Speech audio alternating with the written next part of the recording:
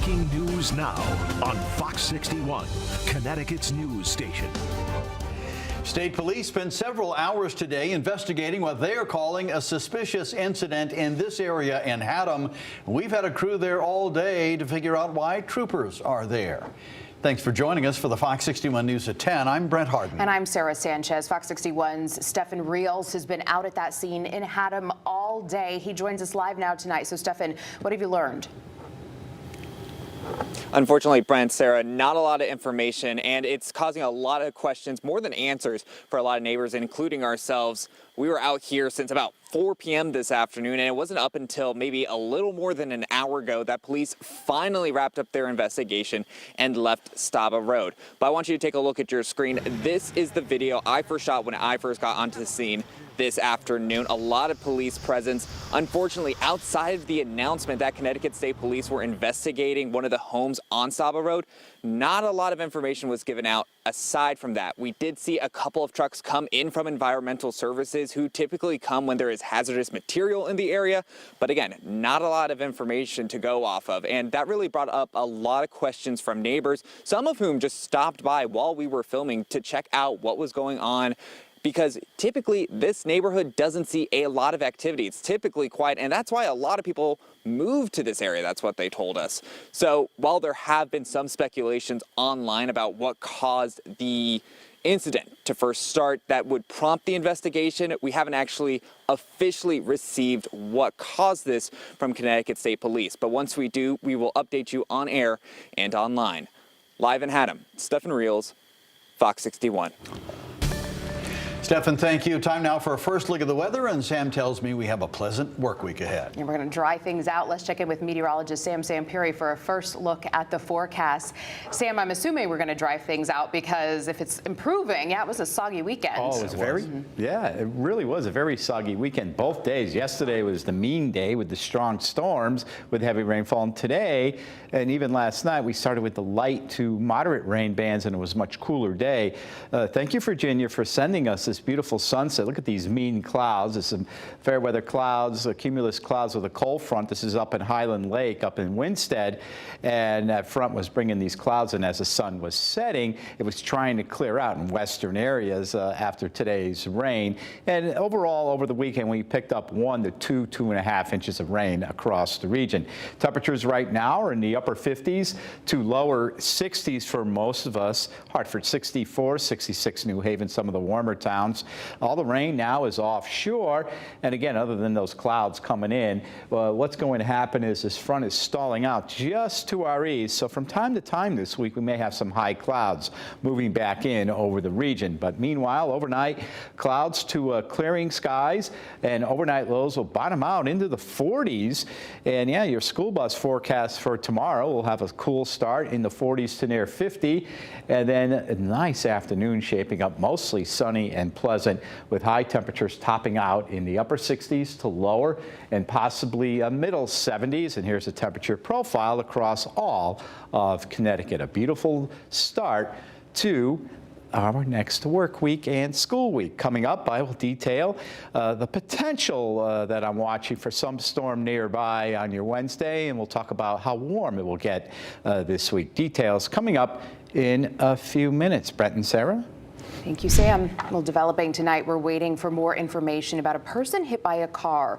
Troopers say it happened in Plainville. This happened on I-84 westbound between exits 33 and 32, just after 11 this morning. State police say there were injuries, but they did not say how many people were hurt or how seriously. We reached out for more information, and we'll keep you updated. And we've learned no one was seriously hurt when a vehicle crashed into a telephone pole today. Take a look at the video. This is where the vehicle ended up on top of a Hartford healthcare sign. This is in South Windsor near Sullivan Avenue. A witness told us the vehicle went up on the grass, took out the Route 74 sign, then crossed the road, went into the telephone pole, and then landed on that sign. Police tell us only one car was involved. The driver was able to get out before officers arrived. They were taken to the hospital and are expected to be okay. All right, we are waiting for updates on 3 fires over the weekend. Yeah, first in New Haven, a firefighter hurt their neck. It happened this morning. This happened during a fire at a warehouse on Middletown Avenue. That firefighter is expected to be okay. When fire crews arrived, they found a large metal warehouse with salt in plastic containers on fire. They say it was difficult to get to that fire. The salt containers were stacked so high and they started to fall. Eventually, firefighters put it out. No word yet on what caused the fire. And in Seymour, 2 businesses are closed after a fire caused significant damage. It happened this morning at the Hot Grill and Pizza. Firefighters say when they arrived, the fire had already spread to the attic. Firefighters were able to put out the fire, but the pizza restaurant has a lot of damage and will be closed indefinitely. Seymour Garden, a Chinese restaurant next door, was damaged by the smoke, and they are expected to be closed for an extended period. And in East Hartford, no one was hurt after this fire yesterday afternoon. It happened around 4:30 at the corner of Lawrence Street and Smith Drive. Crews put out the fire quickly. There was only damage to the garage. One Connecticut volunteer fire department is now ranked in the top 5% in the nation. Yeah, Fox 61's Victoria Anderson talked to the team behind the rare ranking. The desire to serve is an urge few and far between have, but here at the Newington Volunteer Fire Department, it's not a suggestion, it's a requirement to join its growing and nationally ranked family. When it's not the sirens ringing through the Newington Volunteer Firehouse, it's laughter. So pull up a chair and let's look at some numbers. Joined the department in 1975. In 1989. 1995. 8 years. So if my math is correct, all that experience, skill, and leadership adds up to a 2, right? Take 2. Well, according to the National Insurance Services Office, it does. 50 points out of 100 is actually the fire department. Water supply is a percentage, the communication centers is a percentage, and the community risk reduction is a percentage. They take all those numbers, they go through 5 years of statistics from your department, and they actually give you a number. The scale grades fire stations across the country. 1 is the best, 10 the worst. But very few volunteer departments make the grade, let alone a 2. I'll let Chief Jeff Tromer explain. So out of 14, that's a combination or a paid department. We are the only volunteer department. And while fire safety always comes first, bragging rights aren't too far behind. You're telling me firefighters are competitive? Very competitive. Newington's nearly fully staffed numbers stand out for multiple reasons, but especially with the recent rise in volunteer firefighter shortages across the state. 100 is a good, comfortable number as compared to our neighboring towns, which are at 40, 50. The team points to their massive recruiting efforts. They also meet the newer generations at their level. We have Facebook, Instagram, YouTube, TikTok. But it's not just about the numbers for the Newington Fire Team. It's truly a family business. Can you raise your hand if this is a family business for you? Yeah, absolutely. I'm trying to get my kids in. Legacy lockers with lineage line the walls. Each locker number represents a family member, bonded by either blood or sweat, and a goal to be the best. And to learn more about their ranking, we will have a link to the Newington Volunteer Fire Department's page on our website at fox61.com. Reporting in Newington, Victoria Anderson, Fox 61. An abandoned dirt bike caused a fuel leak in the Higginham Creek. Take a look at some videos from the Haddam Volunteer Fire Company. They say a fuel spill was reported Friday night near Dublin Hill and Parsonage Roads. A dirt bike had been tossed over the Dublin Hill Bridge and into the creek. Crews went down and removed the bike from the water. The Connecticut Department of Energy and Environmental Protection was notified, and state police is investigating.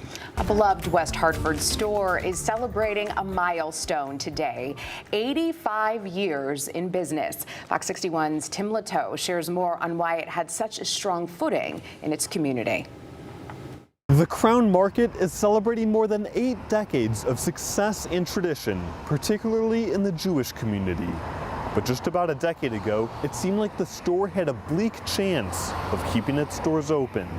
All over the tri-state area, it's really nice to be able to provide kosher food and meals for all different types of Jewish people. For all the business the Crown Market receives from far and wide, getting to 75 years much less 85, would have been impossible if it wasn't for store management bringing in a group of investors together for an 11th hour lifeline in 2014. We just kept on cooking, and luckily we had people and investors that loved the Crown, and they kept us afloat.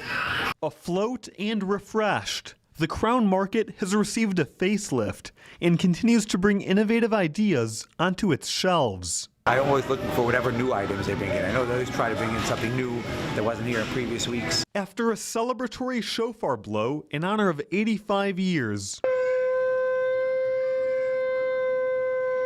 Yosef Wolvovsky is back on the hunt for those hard-to-find items he says can only be bought at the Crown. In the Jewish tradition especially, food plays a central role when it comes to holidays. So every holiday has its own food, and every season, you would say, has its own cuisine. Throughout all the months and years, one thing the market prides itself on that never changes is the serving of satisfaction. Being able to see someone smile when you're able to come through on, in a jam for a nice catering event. It'll be a busy time for the market in the coming weeks as staff prepare for Rosh Hashanah and Yom Kippur. In West Hartford, Tim Latow, Fox 61. Well, today, some of the strongest independent hip-hop artists in New England gathered in Hartford for Hypefest. Yeah, it took place at the Webster, hosted by the nonprofit Mother Esther's.